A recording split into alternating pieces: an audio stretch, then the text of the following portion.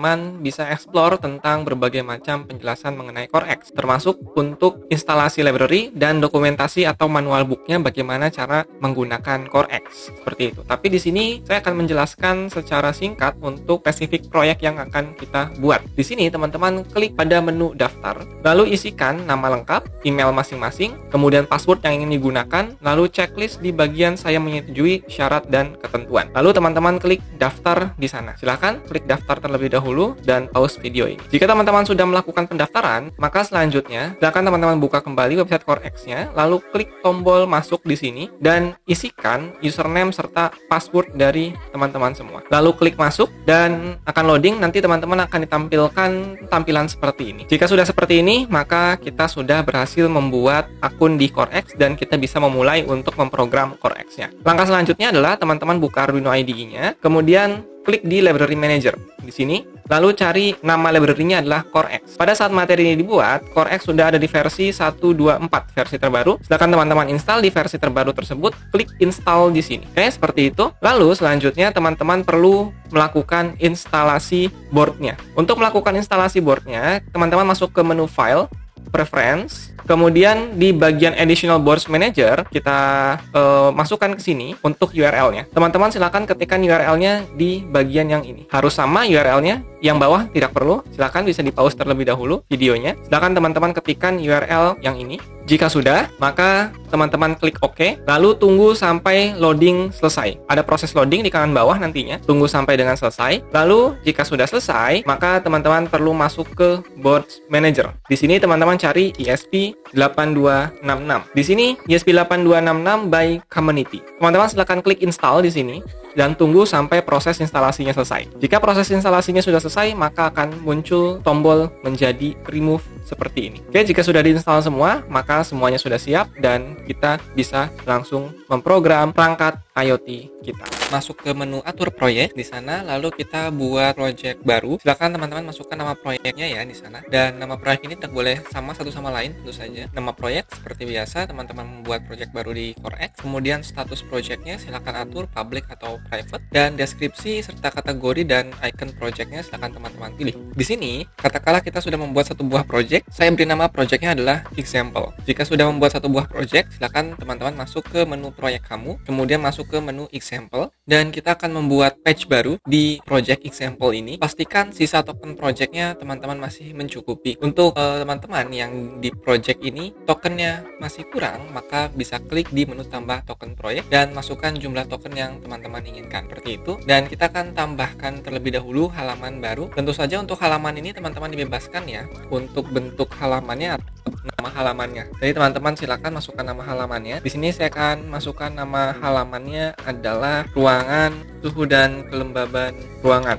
Seperti itu. Kemudian di deskripsinya kita akan berikan deskripsi monitoring suhu dan kelembaban ruangan DHT 11 dan OLED. Tentu saja deskripsi ini opsional, teman-teman bisa isi ataupun tidak. Oke, seperti itu. Untuk urutan posisi laman teman-teman bebas ingin di urutan berapapun. Saya akan masukkan urutan pertama. Untuk ikonnya silakan teman-teman pilih ikonnya yang tersedia di sini. Kita akan pilih salah satu icon. Katakanlah kita akan coba cari ikonnya seperti itu. Karena kita suhu dan kelembaban ruangan, kita akan ambil icon gedung ataupun rumah sakit katakanlah. Klik tambah halaman, kita tunggu sampai halamannya berhasil dibuat. Lalu setelah halaman kita berhasil dibuat, kita akan buat di dalamnya sebuah widget. Silakan teman-teman klik di bagian widget di sini, klik menu widget. Kemudian kita akan memasukkan dua buah widget di sini untuk melakukan monitoring, yaitu widget untuk suhu dan widget untuk kelembaban. Kita akan tambahkan widget baru. Di sini kita akan berikan judulnya suhu dan widgetnya kita akan gunakan kotak tambah widget. Kemudian di widget ini kita akan masukkan beberapa propertinya. Kita akan letakkan urutan pertama. Ukurannya tentu saja teman-teman bisa pilih ya. Saya akan buat ukurannya setengah layar seperti itu. Untuk bucketnya kita akan gunakan suhu atau kita akan gunakan seperti itu nama bucketnya. Kemudian satuan unitnya Celsius seperti itu. Untuk warna teman-teman bisa pilih warna apapun tentu saja ya. Dan ikonnya kita bisa gunakan temperatur icon seperti itu. Lalu kita klik buat widget. Kita tunggu sampai widgetnya terbuat, akan tampil seperti ini. Nanti datanya akan tampil data sekian derajat Celcius, seperti itu. Kemudian widget yang kedua, kita akan tampilkan kelembaban. Dimana sebelumnya untuk yang Celcius ini, jika kita lihat untuk datanya, kita buka terlebih dahulu. Data untuk bucketnya adalah suhu DHT 11. Nanti untuk yang kelembaban, kita akan buat data DHT 11 atau kelembaban DHT 11. Oke, kita tambah baru. Di sini kita akan tambahkan kelembaban, judul widgetnya. Dan untuk kelembaban, kita akan gunakan info level karena nanti dari 0 sampai dengan 100% ada indikatornya apakah sudah full atau tidak.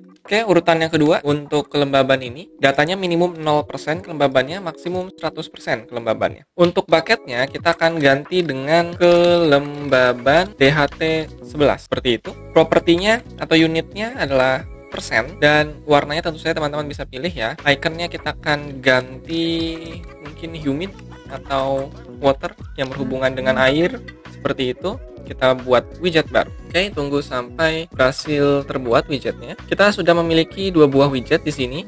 Widget untuk suhu dan widget untuk kelembaban. Ada dua buah widget. Mungkin yang kelembaban kita akan perkecil ukurannya ya, sehingga bisa menyamping. Kita akan perkecil terlebih dahulu ukurannya seperti itu. Oke, kita ubah widgetnya. Untuk suhu, bucketnya adalah suhu DHT.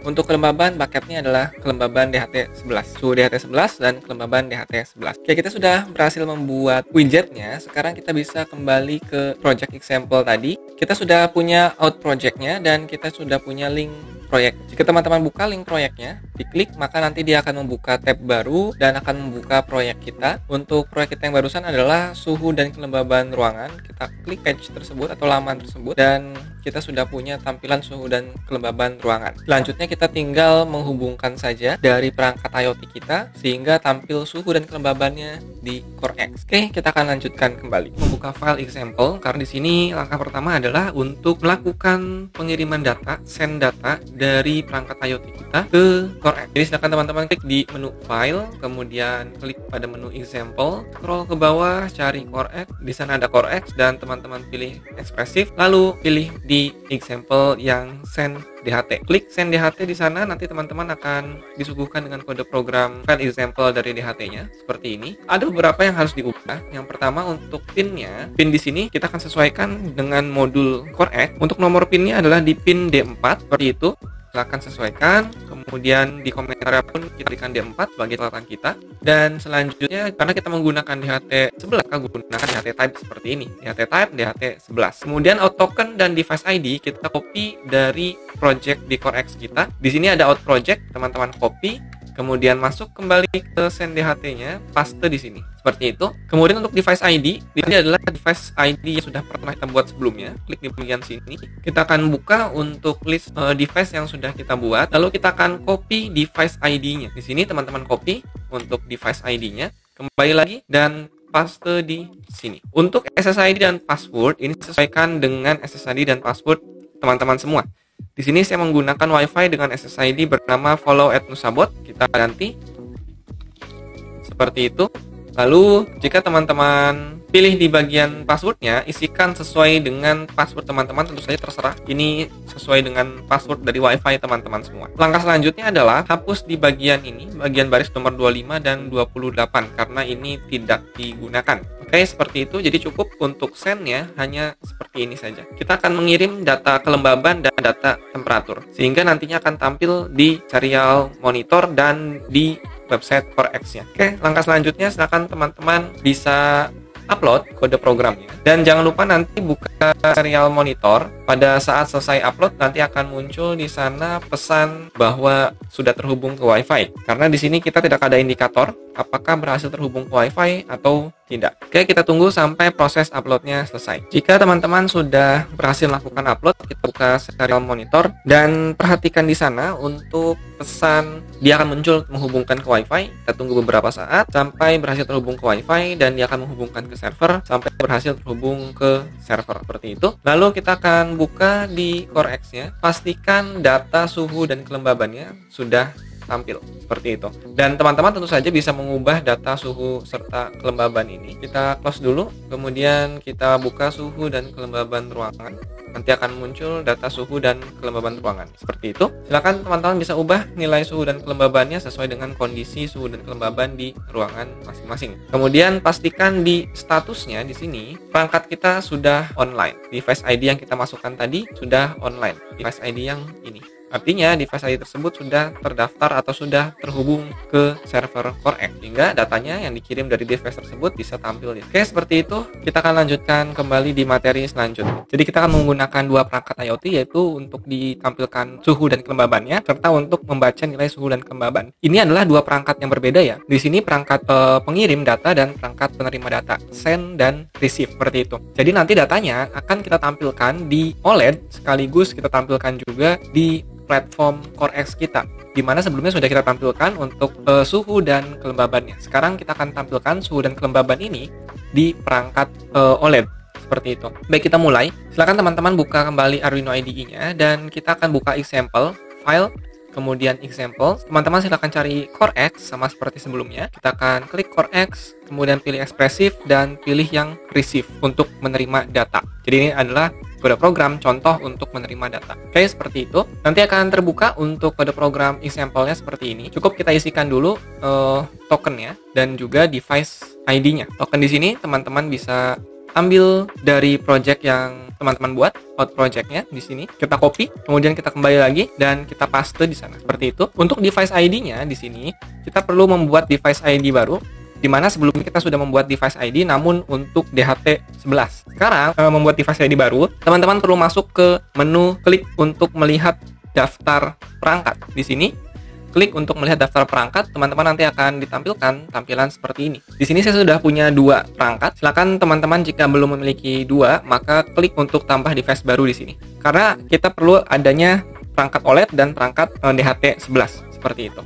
Baik, kita akan copy saja untuk perangkat yang OLED-nya, device ID perangkat OLED, kita copy, kemudian kita masuk kembali ke kode program kita, seperti itu. Dan SSID-nya di sini, teman-teman perlu sesuaikan dengan WiFi masing-masing ya. Di sini saya menggunakan nama WiFi-nya adalah CoreX. Kemudian passwordnya silahkan teman-teman sesuaikan password tersebut, seperti itu. Selanjutnya, yang perlu teman-teman lakukan adalah menginstal library untuk menampilkan data di dalam OLED. Silakan teman-teman masuk ke menu Library Manager, seperti itu. Lalu cari U8G2 UXG2 dan install library by Oliver. U8G2 by Oliver, seperti ini. Di sini saya install versi 23422, versi terbaru saat materi ini dibuat. Klik install, ada di bagian sini installnya, teman-teman klik. Kemudian nanti setelah selesai install, maka tombolnya akan berubah menjadi remove. Jika sudah berubah menjadi remove, berarti dia sudah berhasil di install, seperti itu. Selanjutnya, setelah teman-teman berhasil install untuk library-nya, maka kita perlu menggunakan library tersebut di kode program kita. Oke, jadi kita akan masukkan dulu library-nya di sini menggunakan include. Include-nya adalah yang pertama untuk wire-nya dulu, wire.edge, baru yang kedua include-nya adalah untuk library-nya. Untuk library-nya kita menggunakan U besar seperti itu, kemudian 8, kemudian G, kemudian 2 lib.h. Nama filenya seperti itu. Kemudian kita akan lakukan definisi setiap variabel untuk menyimpan lebar OLED-nya dan panjang resolusi OLED-nya serta alamat I2C-nya. Kita akan gunakan define seperti itu. Kita akan gunakan define untuk menyimpan screen width. Screen width-nya adalah 128 pixel seperti itu. Kemudian define kembali screen height. Seperti itu. Untuk screen height-nya 64 pixel. Kemudian yang terakhir, define untuk menyimpan I2C address, alamat I2C-nya seperti itu di alamat 3C. Oke, selanjutnya kita perlu membuat sebuah objek. Objeknya ini teman-teman bisa ikuti saja. Jadi teman-teman bisa ikuti untuk objeknya seperti ini. Kita akan beri nama objeknya adalah U8G2.